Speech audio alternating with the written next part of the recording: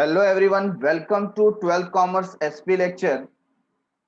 Today we are going to start with a new chapter, that is chapter number 4 from page number 68, issue of debenture. Friends, already in chapter number 2 we learned that what is debenture and what are its categories. So let us revise what is debenture.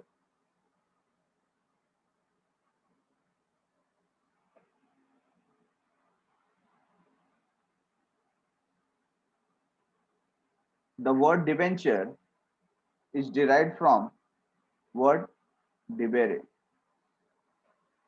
which means to owe. Which means to owe. Means to owe means what? हमें किसी को पैसा देना बाकी है, या मैं कर्जदार हूं.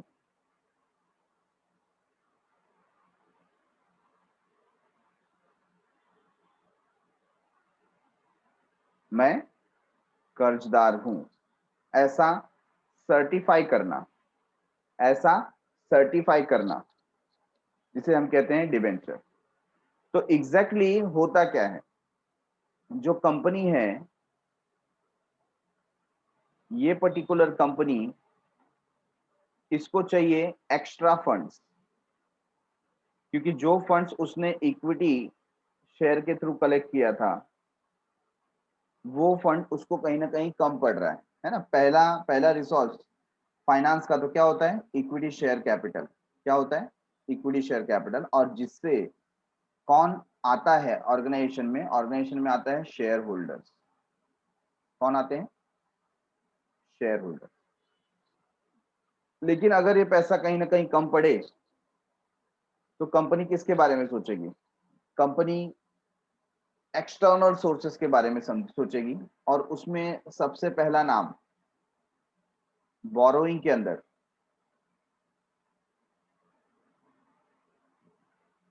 रिसोर्स का आता है, that is debenture. That means हमारी ये जो कंपनी है, ये कंपनी जनरल पब्लिक से लोन लेगी. जिस तरीके से हम जनरल पब्लिक से कैपिटल कलेक्ट कर रहे थे, है ना, जैसे हमने जनरल पब्लिक से क्या कलेक्ट किया? कैपिटल कलेक्ट किया. उसी तरीके से अब हम जनरल पब्लिक से लोन ले रहे हैं. क्या ले रहे हैं? लोन. अच्छा, ये लोन का बेसिस क्या होगा? इसके बदले में हम उन्हें डिवेंचर सर्टिफिकेट इशू करेंगे, जो उन्हें बनाएगा क्रेडिटर. क्या बनाएगा? क्रेडिटर. जब हम शेयर इशू कर रहे थे तो शेयर होल्डर को हम बना रहे थे ओनर.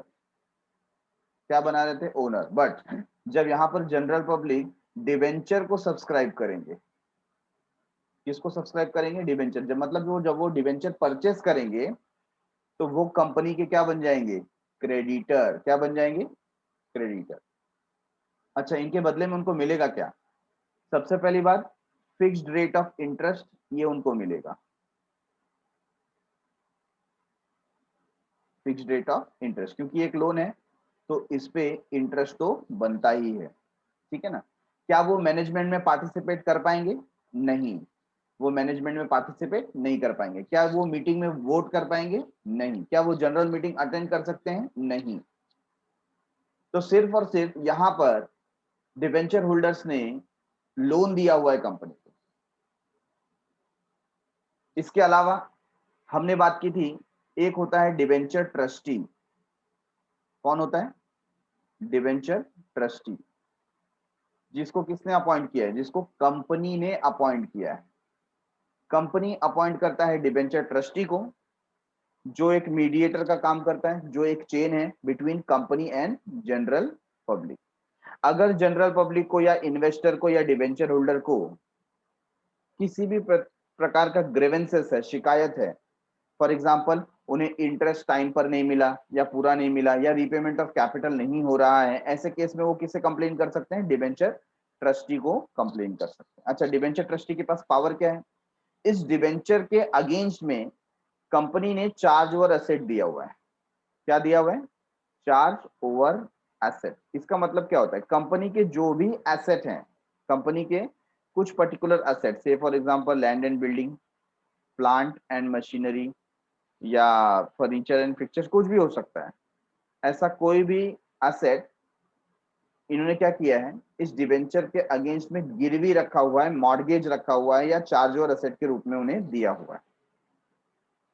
तो अगर कोई क्रेडिटर या कोई डिबेंचर होल्डर कंप्लेन करता है कि कंपनी मेरे पैसे वापस नहीं कर रही है, जबकि टाइम खत्म हो चुका है, फिर भी मेरे पैसे नहीं मिल रहे, तो डिबेंचर ट्रस्टी कंपनी को वार्निंग देगा कि आप उनके पैसे इंटरेस्ट के साथ लौटाइए, नहीं तो मैं आपके असेट मार्केट में सेल करके उनके पैसे रिटर्न कर दूंगा।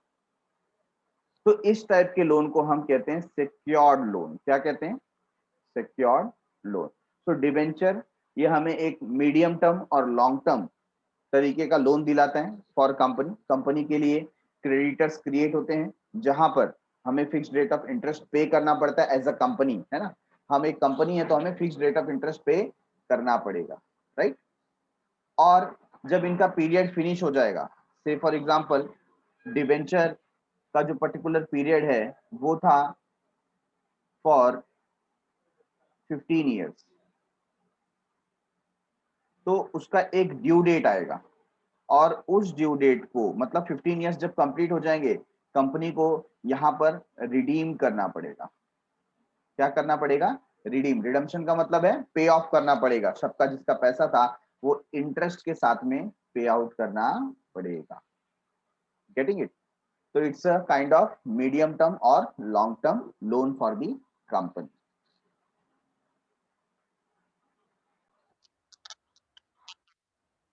So let us check the introduction.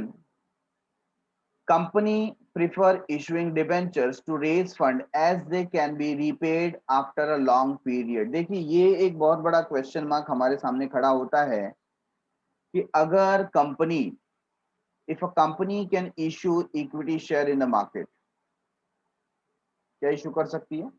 Equity share. और जिसके थ्रू वो ओन कैपिटल, विच कैपिटल? ओन कैपिटल कलेक्ट कर सकती है, तो ऐसा ना करके वो बोरोड कैपिटल की तरफ क्यों जाती है? ठीक है ना। जब आप इक्विटी शेयर को इशू कर सकते हैं, ओन कैपिटल कलेक्ट कर सकते हैं, तो वो बोरोड कैपिटल क्यों इशू करना चाहती है? तो इक्विटी शेयर का बेनिफिट क्या क्या है? सबसे पहली बात, अगर आपको प्रॉफिट होगा तो ही आपको डिविडेंड देना है। Yes, no profit no dividend. Profit नहीं है तो डिविडेंड देने की जरूरत भी नहीं है। जबकि बोरोड कैपिटल होगा तो it is irrespective of profit, it is irrespective of profit. मतलब क्या हो गया? आपको प्रॉफिट हो ना हो लेकिन आपको इंटरेस्ट पे करना पड़ेगा, और उसमें भी कुछ कम नहीं होगा। It is fixed rate, it is at the fixed rate. Yes. तो आप देखेंगे कि इक्विटी शेयर इशू करने के बेनिफिट दिखाई दे रहे हैं, बट डिवेंचर्स इशू करने का क्या है यहां पर? डीमेरिट्स दिखाई दे रहा है। एक बात और, यहां पर इक्विटी शेयर इशू करते हैं तो ये परमानेंट कैपिटल हो जाता है। कैसा कैपिटल? परमानेंट। मतलब आपको जब तक कंपनी बंद नहीं होती तब तक पैसे रिटर्न करने की जरूरत नहीं है, हाँ या ना। जबकि यहां पर क्या हो जाता है? It is redeemable in nature, it is redeemable in nature. मतलब आपको ये रीपे करना पड़ेगा, जो भी उसका स्टिपुलेटेड टाइम होगा, 10 years, 5 years, 15 years down the line, right. तो हम यहां पर देख रहे हैं कि इक्विटी शेयर का एडवांटेज ज्यादा है एज कंपेयर टू डिवेंचर। तो ऐसा क्या नीड है कि हम डिवेंचर को इशू करते हैं?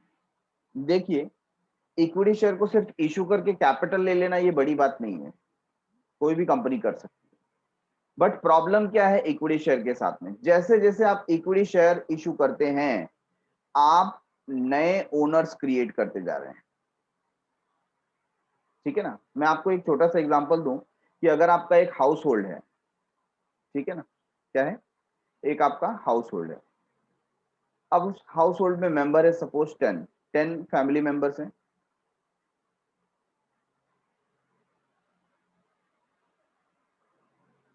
अच्छा, ये 10 फैमिली मेंबर्स को हम ऐसा समझ सकते हैं कि they are the owners, they are the owners. अब ओनर कैसे होते हैं?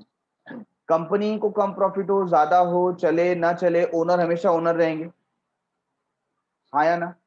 और उनको कुछ फिक्स्ड अमाउंट देना पड़ता है। फॉर एग्जांपल, ये ओनर के अंदर हो सकता है कि 2 या 3 पर्सन ही एक्टिव होंगे,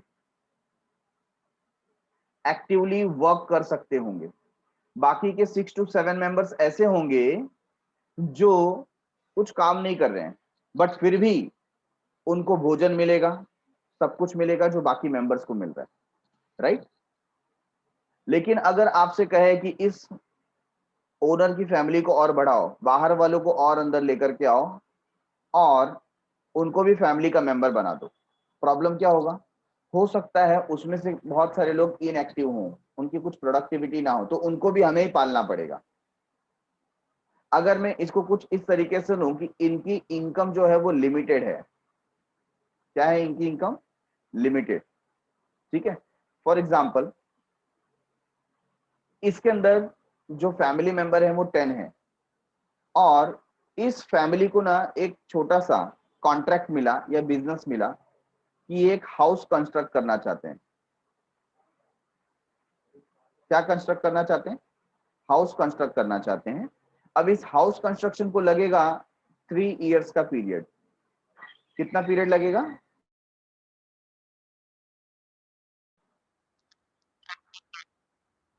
Let us understand this particular example once again. So we have 10 members in a family who are the owners, जिसमें से 2-3 मेंबर्स एक्टिव है, जो हम बोल सकते हैं प्रोडक्टिव वर्क करते हैं, कहीं ना कहीं से कोई इनकम जनरेट करते हैं, और 6 to 7 मेंबर्स ऐसे हैं जो इनएक्टिव हैं, या हम बोल सकते हैं कोई इनकम जनरेट नहीं करते हैं, ठीक है ना? बट ओनर होने के बावजूद जो बाकी मेंबर्स को फैसिलिटी है, तो भी उनको फैसिलिटी मिलती है। तो अभी ये जो हाउस के मेंबर्स या जो फैमिली है, इनको एक कॉन्ट्रैक्ट मिला है टू कंस्ट्रक्ट अ हाउस,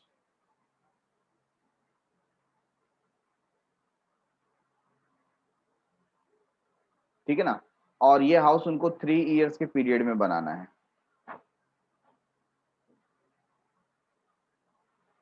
अच्छा, हाउस कंस्ट्रक्शन का काम है, उसमें जो लेबर वर्क है, या लेबर की जगह अच्छा होगा if I use the word human resource,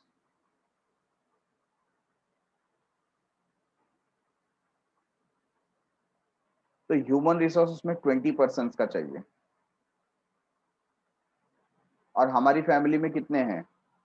10 हैं। तो अब हमारा डिसीजन क्या होगा? क्या ये जो एक्स्ट्रा 10 मेंबर्स हमें चाहिए, ये हम किसी को पेड वर्कर के रूप में लेकर के आए, या किसी ऐसे 10 व्यक्ति को ढूंढ ले जो फैमिली के मेंबर बनना चाहते हैं? तो यहाँ हम सभी का आंसर होगा कि सर, हम पेड पर वर्क करेंगे ना तो ज्यादा बेटर रहेगा, भले वो हमसे कुछ अमाउंट ज्यादा ले लें। क्यों? क्योंकि एक बार अगर हम लोग ने फैमिली मेंबर्स बना लिया, तो हमको उनको through out the life time उनको देखना पड़ेगा। जबकि हमारा काम कितने इयर्स का है? 3 इयर्स तक। 3 इयर्स का उनको पैसा दिया और रवाना कर दिया, that is much better. Don't make them permanent member, है कि नहीं? नहीं तो लाइफ टाइम हमको क्या करना पड़ेगा? उनको सहना पड़ेगा, उनको कुछ न कुछ कैपिटल का जो भी रिक्वायरमेंट है वो सेटिस्फाई करना पड़ेगा। तो यही केस कंपनी के साथ में होता है। कंपनी के साथ में जो प्रॉफिट जनरेटिंग कैपेसिटी होती है, सपोज जो प्रॉफिट जनरेटिंग कैपेसिटी है वो लिमिटेड है,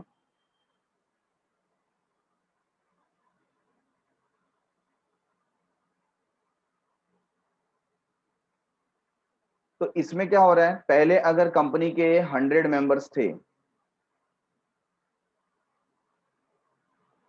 तो जो प्रॉफिट होगा उसमें से ये 100 मेंबर्स को प्रॉफिट का हिस्सा मिलता था। लेकिन अगर हमने और सपोज 50 मेंबर्स इसमें ज्वाइन करना चाहा, तो अब जो प्रॉफिट होगा उसमें से ये एक्स्ट्रा 50 मेंबर्स को भी पेमेंट करना पड़ेगा। जब तक हमारा कंस्ट्रक्शन का काम चालू है, या जब तक हमें कॉन्ट्रैक्ट मिल रहा है, जब तक उनका सरप्लस फंड यूटिलाइज हो रहा है, तब तक तो बात ठीक होगी। लेकिन एक स्टेज कहीं ऐसा आ जाएगा जहां पर धीरे धीरे हमारे जो स्कोप है, हमारा जो रिसोर्स है वो कम होते जाए और हमारा जो इनकम है वो कम हो। ऐसे समय पर हम इनको पेमेंट कैसे कर पाएंगे, सेटिस्फाई कैसे कर पाएंगे? ठीक है, तो ये प्रॉब्लम आ जाता है अंडर यूटिलाइजेशन ऑफ कैपिटल का। अंडर यूटिलाइजेशन ऑफ कैपिटल मतलब क्या है? सपोज हमारे पास कैपेसिटी थी कि हम सिर्फ 10 लाख रुपीस का बेटर यूज कर सकते हैं। फॉर अ टाइम बीइंग ये 50 मेंबर हमें और 5 लाख रुपए देने के लिए रेडी है। बट ये बात समझिए कि फॉर अ टाइम बीइंग अगर हमें कुछ कॉन्ट्रैक्ट मिले तो ये 5 लाख रुपए हम उसमें इन्वेस्ट कर सकते हैं, इनकम जनरेट कर सकते हैं। लेकिन थ्रू आउट लाइफ टाइम हमारे पास इतने सारे कॉन्ट्रैक्ट नहीं है कि हम ये पैसे को भी यूज कर पाएंगे। हमारे पास सिर्फ इतने ही कॉन्ट्रैक्ट है जिसमें 10 लाख हम लगा सकते हैं, हम 15 लाख का इन्वेस्टमेंट कहीं कर नहीं पाएंगे। तो ऐसे केस में इनकम अगर जनरेट नहीं होगा तो ये जो एक्स्ट्रा 50 है उनको पेमेंट कहां से करेंगे? So better borrow the amount. Borrowing में बेनिफिट क्या होता है? आप for a particular period of time वो अमाउंट को यूज करते हैं और उसका पैसा इंटरेस्ट के रूप में चुका करके आप उनसे भी निजात पा लेते हैं, आप फ्री हो जाते हैं। तो यही कंसेप्ट है कि इक्विटी शेयर भले आपको बेनिफिट उसका ज्यादा दिखाई देता होगा, बट हर बार आपको इक्विटी शेयर इशू नहीं करना चाहिए। कुछ पर्टिकुलर पीरियड के लिए अगर आपको अमाउंट की जरूरत है, से for example for 10 years, 15 years, 20 years down the line, तो आपको डेफिनेटली बोरोड फंड को इस्तेमाल करना चाहिए। तो यहां पर ये सेंटेंस काफी परफेक्ट बैठता है। Prefer issuing debenture to raise fund as they can be repaid after a long period, है ना? आप एक लॉन्ग पीरियड पे 10 years, 15 years, 20 years down the line उसका अमाउंट आप पे करके आप फ्री हो सकते हो। अ company can make public issue of debenture only if, एक कंपनी को डिवेंचर का पब्लिक इशू तभी करने दिया जाएगा जब, point number 1, the company or its promoters or its director have not been prohibited from accessing the security market by SEBI। मतलब सेबी ने उनको मना नहीं किया है सिक्योरिटी मार्केट में एंटर करने से, बराबर है। अगर securities and exchange board of India ने किसी कंपनी को या उसके प्रमोटर को या उसके डायरेक्टर को सिक्योरिटी मार्केट में एक्सेस देने से मना कर दिया है तो वो पर्टिकुलर कंपनी डिवेंचर का पब्लिक इशू नहीं कर सकती। Getting it? Number 2, the company or its promoters or its director have not been declared as a willful defaulter or has not defaulted in repaying any principal or interest on any debt securities for a period of more than 6 months।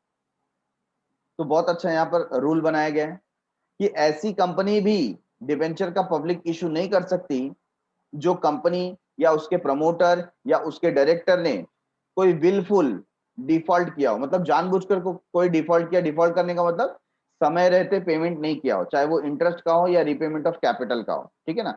Not defaulted in repaying any principal or interest on any debt security, मतलब कोई भी borrowed fund होगा किसी भी रूप का, चाहे वो डिपॉजिट हो, चाहे वो बॉन्ड्स हो, चाहे वो डिबेंचर हो, तो उसमें कभी भी 6 महीने से ज्यादा का डिफॉल्ट नहीं किया गया है तो ही कंपनी को अलाउ किया जाएगा कि वो पब्लिक इशू कर सकती है डिबेंचर का।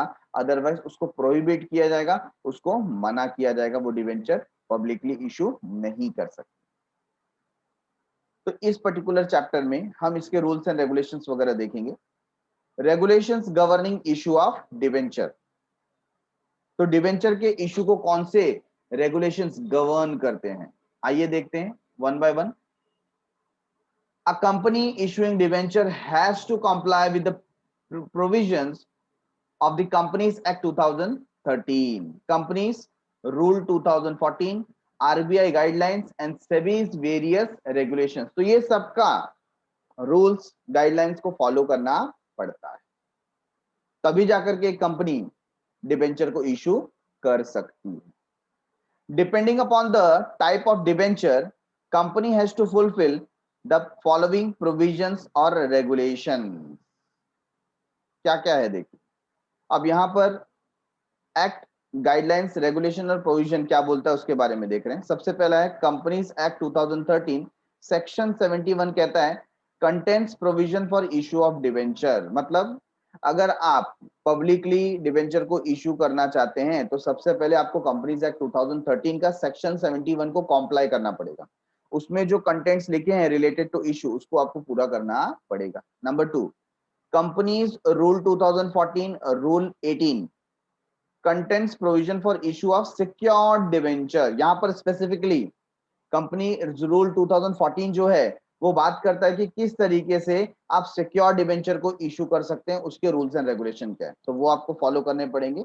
और सेबी का guideline regulation 2008 covers provision for issue and listing of debenture. मतलब आप इशू कैसे करेंगे और लिस्टिंग कैसे करना चाहिए। लिस्टिंग मतलब किसी स्टॉक एक्सचेंज में हम अपने डिवेंचर को रजिस्टर कैसे करें, उसका भी रूल्स एंड रेगुलेशन है। Which were not convertible either into wholly और पार्टली इनटू इक्विटी शेयर। ऐसे डिवेंचर जो कन्वर्टेबल नहीं है, किसमें, इक्विटी शेयर में, चाहे होली और पार्टली।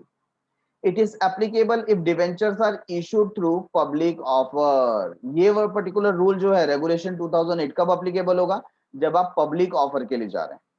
अगर आप प्राइवेट प्लेसमेंट कर रहे हैं तो ये सभी का रूल, ये वाला गाइडलाइन फॉलो करने की जरूरत नहीं है। Private placement and for listed debentures, sorry यहाँ पर पब्लिक ऑफर है, प्राइवेट प्लेसमेंट है या लिस्टेड डिबेंचर है, इन सभी को सभी का रेगुलेशन 2008 फॉलो करना पड़ेगा। किसको किसको, आपका पब्लिक ऑफर है, दूसरा या तो आप प्राइवेट प्लेसमेंट कर रहे हो, तीसरा या आपकी कंपनी का जो डिवेंचर है वो लिस्टेड है। लिस्टेड है मतलब रजिस्टर्ड है स्टॉक एक्सचेंज में। As per this provisions companies has to follow disclosure requirement as applicable to the public issue of equity share. तो इस प्रोविजन के तौर पर कंपनी को डिस्क्लोजर देना पड़ता है। क्या देना पड़ता है, डिस्क्लोजर, मतलब अपने बारे में सारी बातें इन्वेस्टर को बतानी पड़ती हैं। फिर आता है सेबीज रेगुलेशन 2009। ये किस बारे में प्रोविजन बता रहा है, provision for issue of debenture and listing of debenture that are convertible. तो जो कन्वर्टेबल है उसके बारे में इंफॉर्मेशन आपको रेगुलेशन 2009 में से मिलेगा कि कौन से प्रोविजन आपको फॉलो करने हैं। ठीक है, either partially, fully or optionally into listed or unlisted equity shares. As per these provisions, a company has to follow the same disclosure norms as applicable to equity share। तो जो disclosure norms equity share के लिए applicable है same debentures के लिए भी applicable है।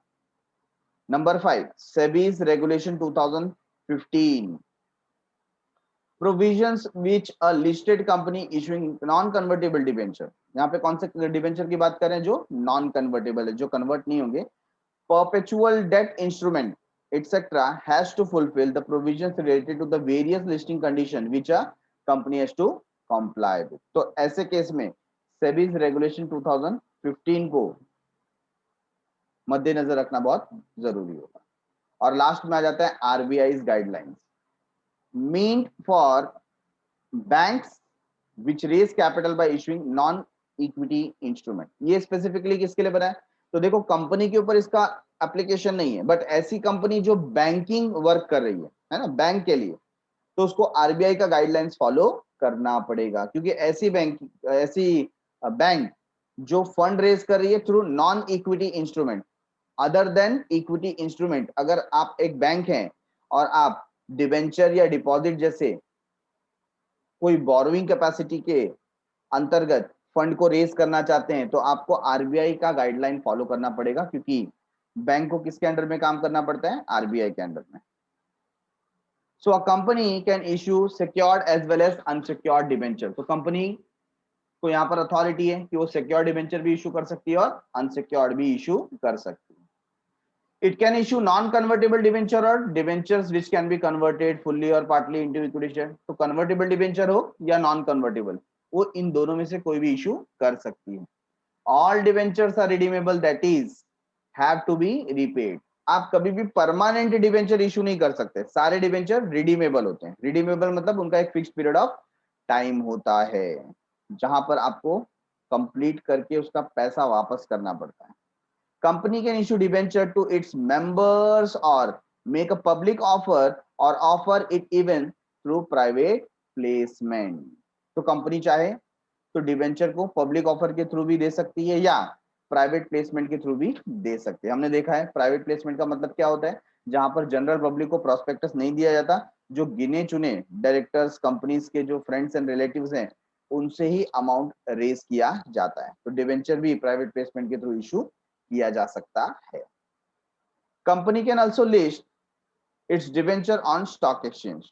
Company अपने डिवेंचर को भी, जैसे शेयर को हम लिस्टिंग कराते हैं उसका ट्रेडिंग होता है, उस तरीके से डिवेंचर की भी ट्रेडिंग हो सकती है थ्रू स्टॉक एक्सचेंज, वहां पर आप लिस्टिंग करा सकते हैं।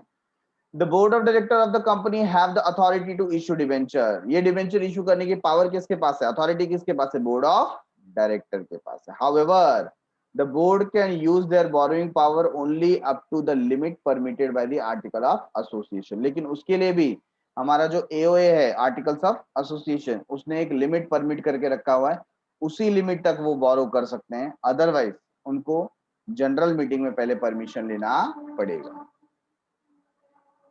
If in case the board wants to increase its borrowing power, they have to get the approval of the shareholder in the general meeting through a special resolution. अगर board of director चाहते हैं company और borrowing power को increase करे और ज्यादा बोरो करे, तो उनको क्या करना पड़ेगा, उनको जनरल मीटिंग करनी पड़ेगी और एक स्पेशल रेजोल्यूशन पास करना पड़ेगा जिसमें 75% majority votes in favour they need. ठीक है ना, तो ऐसा हो सकता है, तो फिर वो बोरोइंग कैपेसिटी जो उनके पास है उससे ज्यादा भी वो बोरो कर सकते हैं।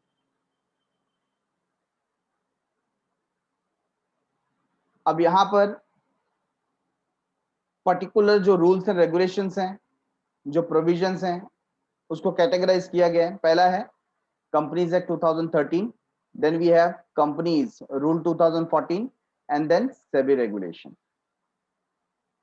तो कंपनीज एक्ट 2013 कहता है कि डिवेंचर होल्डर को कोई वोटिंग राइट नहीं मिलेगा। नंबर 2, टाइप ऑफ डिवेंचर किस टाइप के हो सकते हैं वो बताया जाएगा इसमें, जैसे हमने देखा redeemable, irredeemable, convertible, non convertible. ठीक है ना, तो ऐसे जो 8 टाइप है, रजिस्टर्ड, अनरजिस्टर्ड या बेरर, इस तरीके के 8 टाइप के डिवेंचर हम इशू कर सकते हैं। Payment of interest and redemption, तो कंपनीज एक्ट 2013 के हिसाब से क्या पेमेंट के टर्म्स एंड कंडीशन होंगे, कितना इंटरेस्ट वगैरह देना चाहिए, ये यहाँ पर लिखा हुआ है। डिवेंचर सर्टिफिकेट कितने समय में इशू हो जाना चाहिए, कैसा होना चाहिए, उसका क्या वैल्यू है, ये सारी बातें भी यहाँ पर बताई जाएंगी। क्रिएट डिवेंशन रिडम्पशन रिजर्व, डिवेंचर को एक पीरियड के बाद हमें रिडीम करना पड़ता है, तो उसके लिए इसमें एक प्रोविजन दिया गया है जिसे कहा जाता है DRR, डिवेंचर रिडम्पशन रिजर्व। तो एवरी ईयर जितना भी आपको डिवेंचर रिडीम करना है उसका 50% ऑफ द अमाउंट इस अकाउंट में ट्रांसफर हो जाएगा। ऐसे कुछ रूल्स एंड रेगुलेशंस यहाँ पर हमें देखने को मिलते हैं। And at the end appoint debenture trustee, trustee को कैसे अपॉइंट करना है, उसका रेम्यूनरेशन क्या होगा, वो हमें क्या सपोर्ट करेगा, उसका रोल क्या है, ये कंपनीज एक्ट 2013 में बताया गया। अब आ जाते हैं companies rule 2014। Tenure of secured debenture, अगर आपका डिवेंचर सिक्योर्ड है तो उसका मैक्सिमम पीरियड कितना हो सकता है, ये आपको रूल 2014 में पता चलेगा। Create charge on asset, asset आप मॉर्गेज के रूप में डिवेंचर ट्रस्टी को दे देते हैं, तो उसके रूल्स एंड रेगुलेशन आपको यहां पर मिलेंगे। Appointment of debenture trustee, create debenture redemption reserve, और लास्ट में DRR को फॉर्म करना। सभी के रेगुलेशन, पहला है मिनिमम सब्सक्रिप्शन कवर होना चाहिए। Number 2, retention of over subscription, तो अगर ओवर सब्सक्राइब हो गया है तो उसमें से कितने डिवेंचर को हम रिटेन कर पाएंगे, उसके लिए भी सेबी का गाइडलाइन हमको फॉलो करना है। इसके अलावा अंडर राइटिंग से रिलेटेड क्या क्या रूल्स एंड रेगुलेशन है और कंपनी की क्रेडिट रेटिंग से क्या फॉलो करना पड़ता है, ये भी हमें सेबी के रेगुलेशन पता चलेगा। अच्छा, कंपनीज एक्ट 2013 में और 3 पॉइंट है। पहला है debenture trustee can approach NCLT, तो अगर कोई डिस्प्यूट की बात हो रही है तो NCLT को डिवेंचर ट्रस्टी अप्रोच कर सकते हैं। इम्पोज रेस्ट्रिक्शन, तो डिवेंचर होल्डर का क्या पावर्स है, ये भी आपको कंपनीज एक्ट 2013 में पता चलेगा, और क्या क्या रेस्ट्रिक्शंस हैं इसके ऊपर जो पुट किए गए, ये भी आपको कंपनीज एक्ट 2013 में पता चलेगा। Punishment for contravention of provisions of the companies act, अगर इससे रिलेटेड आपने कोई भी कॉन्ट्रावेंशन किया, किसी लॉ का उल्लंघन किया, तो क्या पनिशमेंट होगी, ये भी कंपनीज एक्ट 2013 में लिखा हुआ। Getting it everyone? So exam point of view ये जो पर्टिकुलर चार्ट हमने देखा ये इतना इंपॉर्टेंट नहीं है, ठीक है, just for the sake of one reading to increase your knowledge, it is good, आप उसको लर्न कर सकते हैं, बट बाय हार्ट करने की जरूरत नहीं है। Getting it everyone?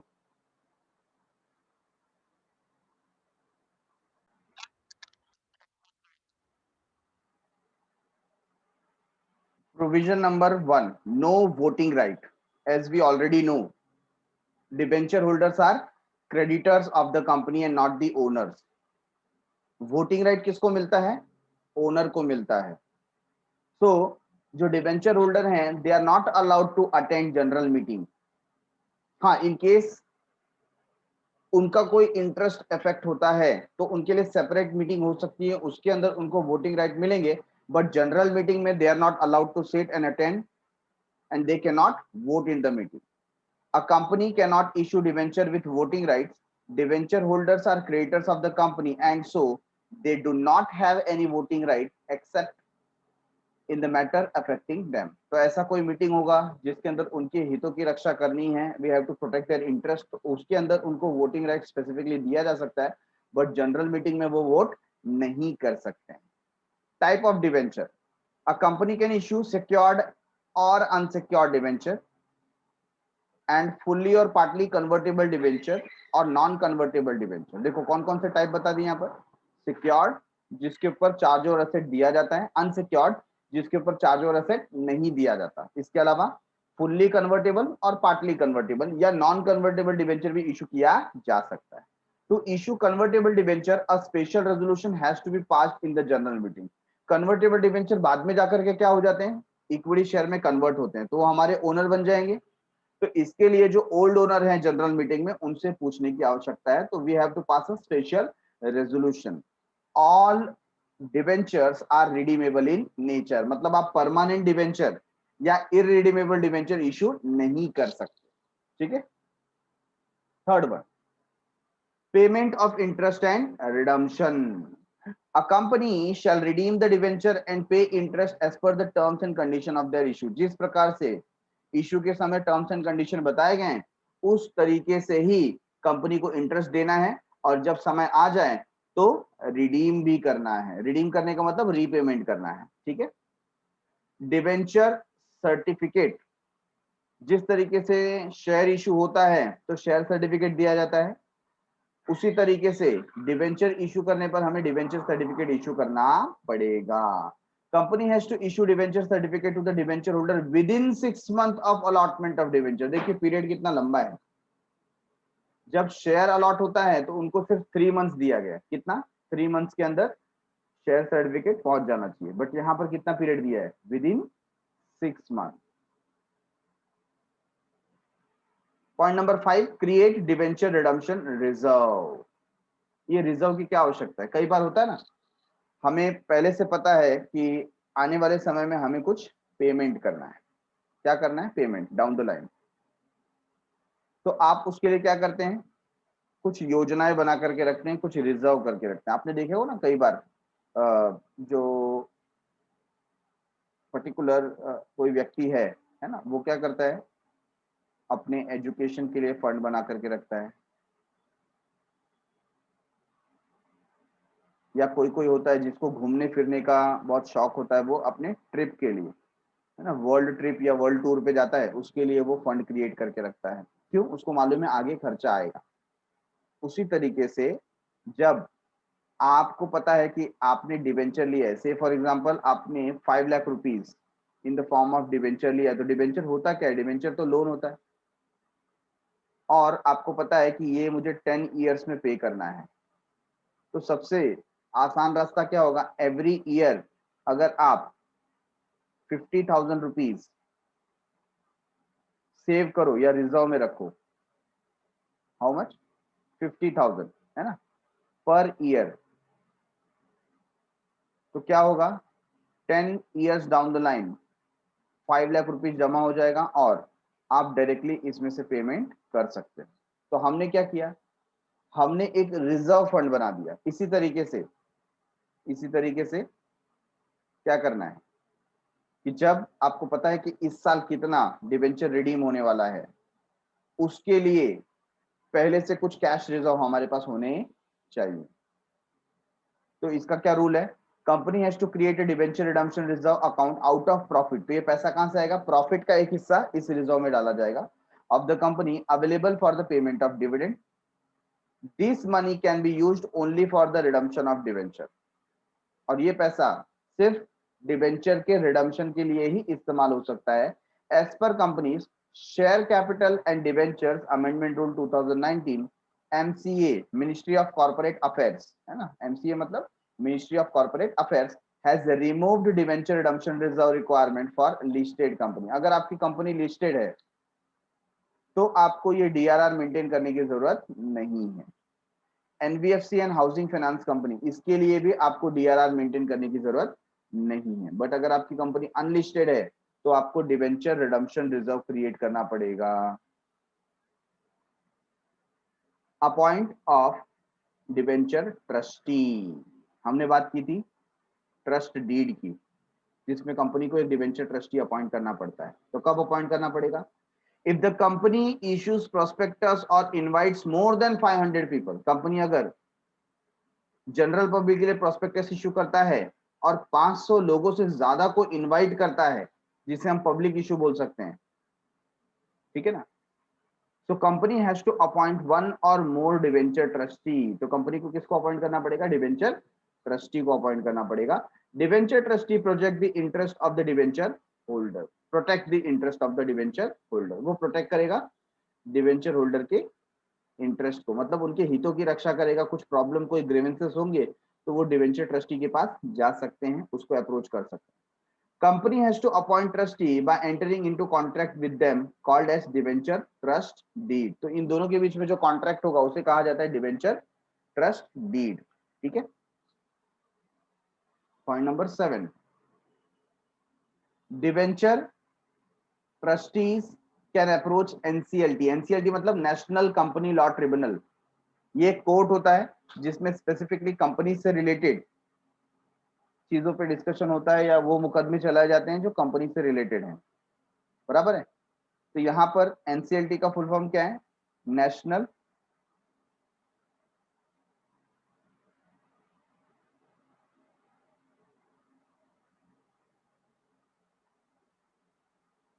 Company law tribunal, इसे कहा जाता है NCLT, right. So debenture trustees have to redress the grievances of debenture holder. तो डिवेंचर होल्डर की जो शिकायतें हैं, जो ग्रीवेंसेस हैं, उसकी सुनवाई कहां पर होगी, एनसीएलटी में।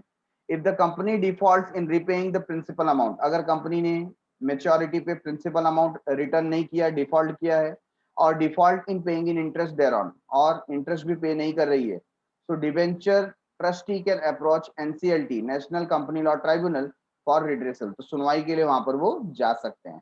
NCLT can direct the defaulting company to repay the principal amount और इंटरेस्ट। और बाद में एनसीएलटी जो है वो यहाँ पर फैसला सुना सकती है कंपनी को कि उनको डिवेंचर होल्डर का पैसा रिटर्न करना चाहिए या इंटरेस्ट रिटर्न करना चाहिए। Point number 8, impose restriction when the debenture trustee is of the opinion that the asset of the companies are insufficient or likely to become insufficient to redeem the principal amount of debenture, it may approach the NCLT. What does it mean? यहां पर बताया जा रहा है कि कहीं ऐसी situation आ गई कि कंपनी के जो असेट है बहुत इनसफिशियंट है,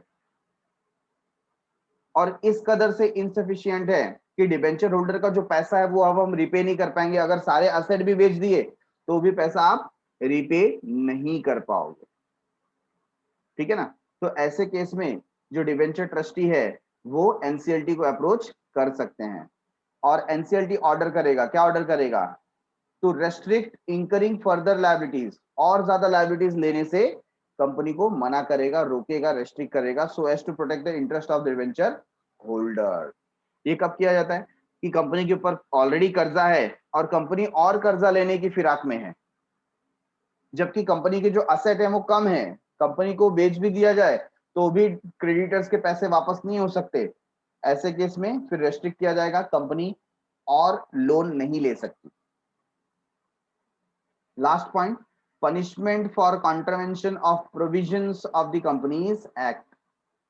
ये क्या है कि अगर आपने इन प्रोविजंस में से किसी भी प्रोविजन का उल्लंघन किया, कंपनी को बता रहे हैं, कॉन्ट्रावेंशन किया ऑफ द प्रोविजन, तो क्या पनिशमेंट होगा। If the company fails to comply with any provision of the act, then the company and its officers shall be liable to pay fine or imprisonment। तो उनको या तो fine पे करना पड़ेगा या जेल जाना पड़ेगा या दोनों भी हो सकता है, मतलब फाइन भी भरेंगे और जेल में भी जाएंगे।